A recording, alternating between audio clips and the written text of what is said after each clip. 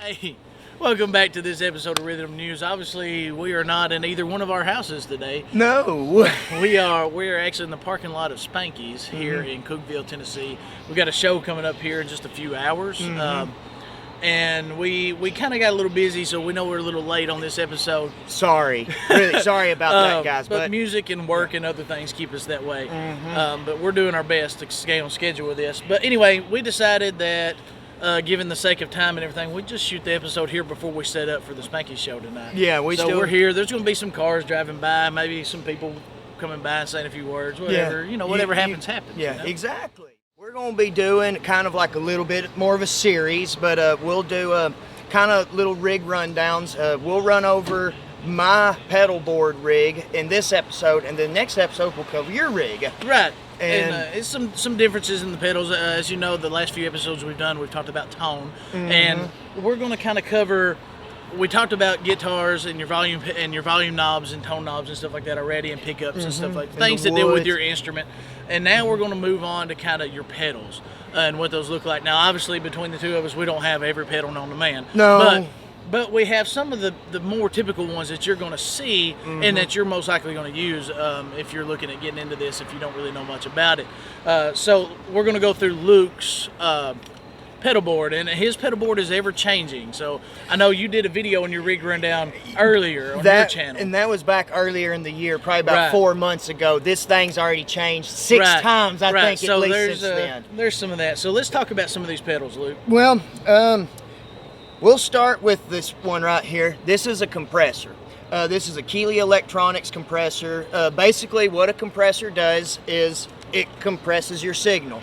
It evens out your volumes a lot. Like, it'll shave off those top ends and it'll bring up your low ends, and it literally squashes and compresses it, hence compressor. Right. But if you really dime this thing out, but what I mean is increase the compression, it gets real squishy. And think like Brad Paisley, 90s country guitar playing, Brent Mason, which we'll get in your next step. That's a compressor. The reason what I use it for is to kind of even out my clean tones and kind of just add a different color to my overdrives. But going from the compressor, I go to here. This is a Univibe, and I call it my Jimi Hendrix pedal. It gets it's kind of like a phaser without the swoosh. Which, by the way, if you're looking for that kind of style, look into a Univibe pedal. They are killer. But what I really like about this is if you hit and hold this, it goes to a vibrato, and it can. And I don't use that as much as I do the Univibe. But going from the Univibe, I go to my Blues Driver. This is an overdrive pedal. Now, it is called a Blues Driver, but don't let this thing fool you. If you turn that gain up, you can get into AC/DC territory. Yes, you can. And it sounds really good. If you see us playing out most of the time, that Blues Driver is usually engaged on every song we play, pretty much. It stays on. Yep. I hit it and it don't go off. This is a valve reamer by Love Pedal. This is like a tube screamer, basically, but it sounds a little different than a tube screamer. But this is the hairy beast of them all. This is a fuzz pedal. There's all kinds of fuzzes out there. This one, it sounds good all over the place. It's hairy. It's fuzzy. And that's something I think we should hit on a little bit too. How many fuzz pedals did you try out before you and I don't know that you fully settled on this one yet. I'm not fully settled. But how many fuzz pedals have you been through so far? Trying to get the fuzz tone that he wants. 3. At least. This is at least 4. Yeah. No, 4. Yeah, 4. And I'm not 100%. It sounds better with an amp. It does sound much better, and that is one thing about these pedals. They will sound different through amps, or if you run it straight in a board. Yep, and that'll be an episode probably coming up too. Yeah. You know, processors versus pedals, and kind of what we have learned in those differences, because we've used both. Yes. And then going from the fuzz, this is a phaser. This is a pepperoni phaser from Dane Electro. A phaser and a Univibe are very similar, but a phaser, there is an audible shh whooshing sound. That's the biggest difference.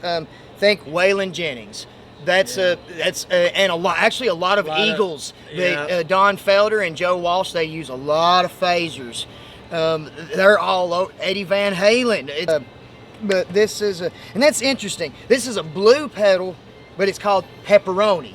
Yeah. Well, I was just thinking about this the other day, and it's silly. Like, I would think this would be like a red or like an orange pedal.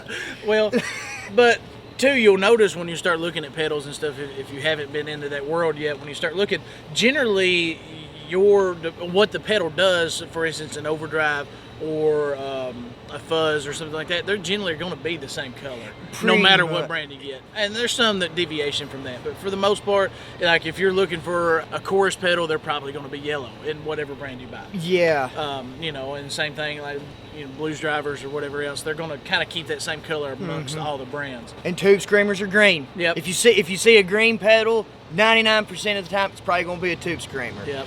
But moving on from the Pepperoni phaser is going into the Altoids can. Not really. I get more questions on this thing than I do anything else, but all this is keep pics and business cards and just small emergencies. For us country folk, that's called a catch-all drawer. That is the catch-all drawer. But moving from the phaser, I've actually got two delays. I go into this delay. This is a tape echo simulator. It's just going to sound like a tape echo, which to describe that sound, it is like an analog delay with a kind of warbling. It goes in and out of tune. That's the best way I can describe it. Right.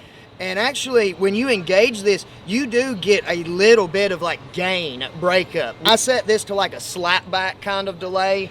Kind of get like a 50s, early 60s type rock and roll sound. Then I run from that into this, and this is PB&J from the same maker but the Food line, but it's not grape or brown, it's light blue. but this has got two knobs. This one turns the effect on and off, and this one will either make it a long delay or a short delay. So basically it just cuts whatever your delay is, it cuts it in half, basically. And I set this for the longer delays. And when I stack these two and add some fuzz or something on it, it's talking tonal heaven. Right. And we'll notice about this board, a lot of times when you start thinking about tone and stuff, most of the time people go, the first pedal, or at least in my experience from talking to people, the first pedal they look for is a reverb pedal, right? Everybody loves reverb, right? And for a good reason. I mean, it's good on vocals, it's good. I mean, reverb just helps. Yes. But you'll notice that Lucas, he doesn't have a reverb pedal on here. So how do we achieve some reverb, Luke? Well, this is a good question to ask, because say I want reverb. If my amp does not have reverb, which my amp does not have reverb, I would set in my setup, I would set the tape echo to be, I would set the level real low, and I would set the delay time real low, and I wouldn't put a lot of delay and just set it real subtle, and then you would get like a real light reverb. Right. So if you're looking into that, and you're looking at a reverb and you're looking at a delay, because both of those, I mean, we utilize those a lot, especially for leads and stuff like that.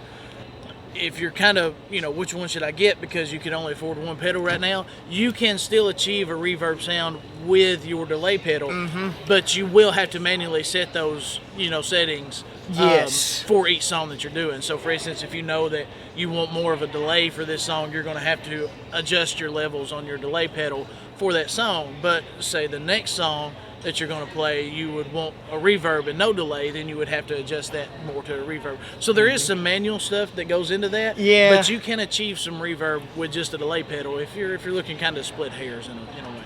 Exactly. Yeah, 2 delays would be good, but 1 delay really is all you need, really and truly. And I need to mention also, if you have an analog delay, that will help a lot in that to get that reverb sound. And I guess we should say the difference between analog and delay, digital delay. Analog is just a darker sound, and the digital, it's a more cleaner, it's a exact replication of your signal. Right. Yeah. But that's pretty much my board. I got this other. This is my new board. But Quite literally. Yeah. This is an octave pedal. It's got, and we were talking about a killer octave pedal that Jack White helped make. But basically, Right. It'll make it sound a pitch octave higher or lower. You can set how much or how little you want. Some cool lights on this. Oh yeah, I was about to say we got this Porsche, baby. Porsche. Oh, and then the other pedal he had on there is just a mini wah. Yeah, just a little mini wall. It's just your basic wah pedal, but it's just miniaturized, so it don't take up as much space. Yeah. And of course, you know, Voodoo Child intro. Yeah. Wah You know, so there's a lot of uses for that too. But that's basically. Oh, and we should talk about your power supply up there. Oh God, that's good. You mentioned that. If you are going to run a lot of pedals like this, there's 3 ways you can do it. The expensive way is to do it with batteries. I do not recommend that. It's good to bring 9-volt batteries as a spare in an emergency, but don't do that. Don't run them all. Get one of these or a daisy chain, and we'll cover a daisy chain. Right, in my your system uses a daisy chain. In fact, this right here, I got a daisy chain because I didn't want to buy another one of these. But all this is just, it's a power block. It's got 10 individual plugs so you can power each pedal. It has 8 plugs for 9-volt because most of these pedals, most of them are going to run on 9-volt power. And it has one of them for 12-volt because there are some pedals that run on 12 volts, and it's got one for 18 volts. My OCD pedal, you can run it up to 18 volts. Right. And the more voltage, you'll get more volume, you'll get a different tone. It will make a difference. Right.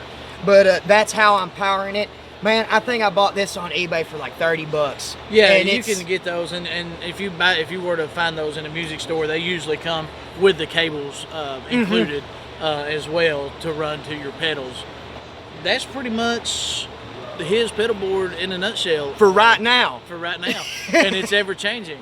And on the next episode, we'll go over mine. Now Lucas has got some of the more, I wouldn't say expensive pedals. I mean, they're affordable. They are affordable. But he has some higher grade pedals than what I have on mine, mainly because I'm kind of new to it myself and learning quickly. I'll be honest with you, man. Those Behringer pedals I got for what I paid for them, I just... Why not? It is so mind-blowing.